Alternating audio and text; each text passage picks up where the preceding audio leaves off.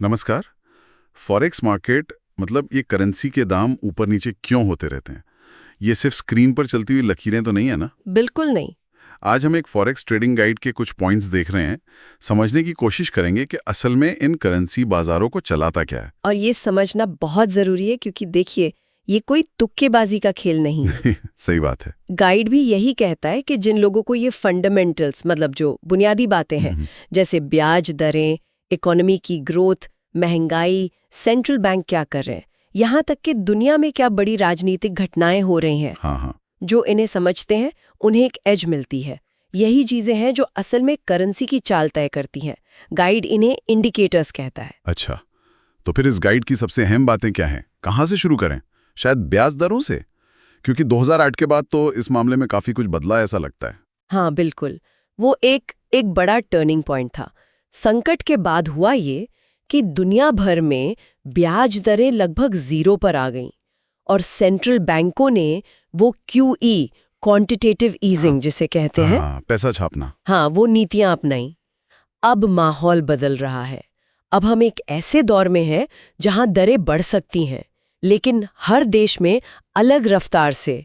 यहीं पर ये चीज दिलचस्प हो जाती है। अच्छा, कैसे दिलचस्प? ये जो फर्क है ना दरों में, यही कैरी ट्रेड जैसी रणनीतियों को जन्म देता है। कैरी ट्रेड वो क्या है? सोचिए, आप कम ब्याज दर वाली करेंसी, मान लीजिए जापानीज येन, उधार लेते हैं ठीक है। और उसे फिर ज्यादा ब्याज देने वाली करेंसी जैसे न्यूजीलैंड डॉलर उसमें निवेश करते हैं। अब जो निवेशक है उनके लिए कम ब्याज वाली करेंसी कम आकर्षक हुई ना, तो वो कमजोर हो सकती है। इसी फर्क का फायदा उठाने की कोशिश होती है इस ट्रेड में। अच्छा, तो ब्याज दरों का ये अंतर ही एक मौका बन जाता है। समझ गया।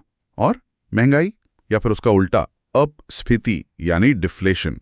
गाइड में डिफ्लेशन के डर का भी जिक्र है। हाँ, डिफ्लेशन मतलब जब कीमतें गिरने लगती हैं। ये अक्सर धीमी आर्थिक रफ्तार का सिग्नल होता है और ये किसी भी इकोनॉमी के लिए अच्छा नहीं माना जाता। हाँ बिल्कुल। इसीलिए तो सेंट्रल बैंक कोशिश करते हैं कि महंगाई बनी रहे, लगभग 2% के आसपास। हाँ। गाइड ये बताता है कि यूरोजोन और जापान वो खास तौर पर इस डिफ्लेशन के डर से जूझ रहे हैं और ये उनकी करेंसी यानी यूरो और येन को डॉलर के मुकाबले कमजोर रख सकता है। अच्छा, तो ये डर ही करेंसी को नीचे खींच सकता है। ब्याज दरें हो गई, महंगाई हो गई। इसके अलावा गाइड इकोनॉमी की ग्रोथ और उसमें भी खास तौर पर घरों की बिक्री के आंकड़ों पर काफी जोर देता है। ये मुझे थोड़ा अजीब लगा। घरों की बिक्री का करेंसी से क्या लेना देना? हाँ, ये कनेक्शन बड़ा दिलचस्प है। बात यह है कि देखिए, जब लोग घर खरीदते हैं तो वो सिर्फ घर नहीं खरीदते। हाँ सही बात है। वो और भी बहुत कुछ खरीदते हैं। फर्नीचर है, इलेक्ट्रॉनिक्स हैं और भी सामान। इससे क्या होता है, कंज्यूमर स्पेंडिंग बढ़ती है, इकोनॉमी में जान आती है। हाँ। और फिर सेंट्रल बैंक पे दबाव बन सकता है कि भाई अब ब्याज दरें बढ़ाओ। ये सब मिलकर करेंसी को सपोर्ट कर सकते हैं, उसे मजबूत बना सकते हैं। याद है ना, 2008 का संकट भी तो हाउसिंग मार्केट से ही जुड़ा था। हाँ बिल्कुल, वो तो है। तो एक तरह से घरों की बिक्री का डेटा इकोनॉमी की सेहत का एक बैरोमीटर जैसा है। ये वाकई दिलचस्प है। अच्छा, गाइड में चीन पर भी काफी फोकस है। मतलब वैश्विक अर्थव्यवस्था में चीन की भूमिका इतनी अहम क्यों मानी जाती है? देखिए, चीन दुनिया की दूसरी सबसे बड़ी अर्थव्यवस्था है। अब उसकी ग्रोथ रेट वो बढ़ रही है या धीमी हो रही है, इसका सीधा असर पड़ता है ग्लोबल ट्रेड पर। खासकर ऑस्ट्रेलिया जैसे देश जो चीन को बहुत सारा कच्चा माल बेचते हैं, तो ऑस्ट्रेलियाई डॉलर जो है वो काफी हद तक चीन की इकोनॉमी के साथ जुड़ा रहता है। अच्छा। और ये भी मत भूलिए कि चीन के पास खरबों अमेरिकी डॉलर का रिजर्व है। अब वो उन डॉलर्स का क्या करते हैं, उसे कैसे मैनेज करते हैं, इसका भी डॉलर पर बड़ा असर पड़ सकता है। हाँ, चीन का असर तो आजकल हर जगह महसूस होता है। तो क्या हर करेंसी की अपनी एक अलग पहचान, कोई खासियत होती है? गाइड में ट्रेड वेटेड इंडेक्स TWI का जिक्र था। हाँ बिल्कुल होती है।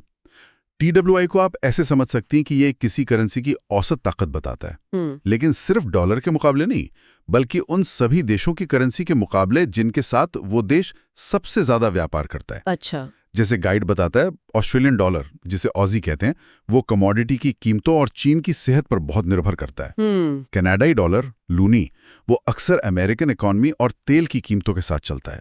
और जापानी येन, उसे तो अक्सर सेफ हेवन यानी एक सुरक्षित पनाहगाह माना जाता है। हाँ, सेफ हेवन वाला तो सुना है। मतलब जब दुनिया में कोई गड़बड़ी होती है, अनिश्चितता बढ़ती है, तो निवेशक येन खरीदने लगते हैं, जिससे वो मजबूत हो जाता है। तो कुल मिला के बात ये हुई कि ये जो करेंसी मार्केट में उतार चढ़ाव हैं, ये रैंडम नहीं है।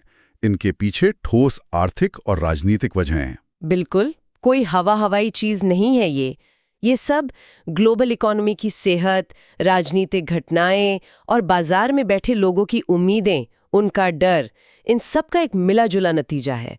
और इन बुनियादी बातों को समझना किसी के लिए भी जो फॉरेक्स मार्केट को समझना चाहता है, वो पहला कदम है। सही कहा। जाते जाते सुनने वालों के लिए एक सवाल छोड़ जाते हैं। गाइड में एक दिलचस्प तरीका बताया गया है। गूगल ट्रेंड्स का इस्तेमाल करके मंदी या रिसेशन जैसे शब्द कितनी बार खोजे जा रहे हैं, इसे ट्रैक करना। हाँ, क्या लगता है आपको, भविष्य में बाजार की भावना या आर्थिक रुझानों को भांपने के लिए इस तरह के जो गैर पारंपरिक डेटा सोर्स हैं, क्या ये और ज्यादा महत्वपूर्ण हो सकते हैं? सोचने वाली बात।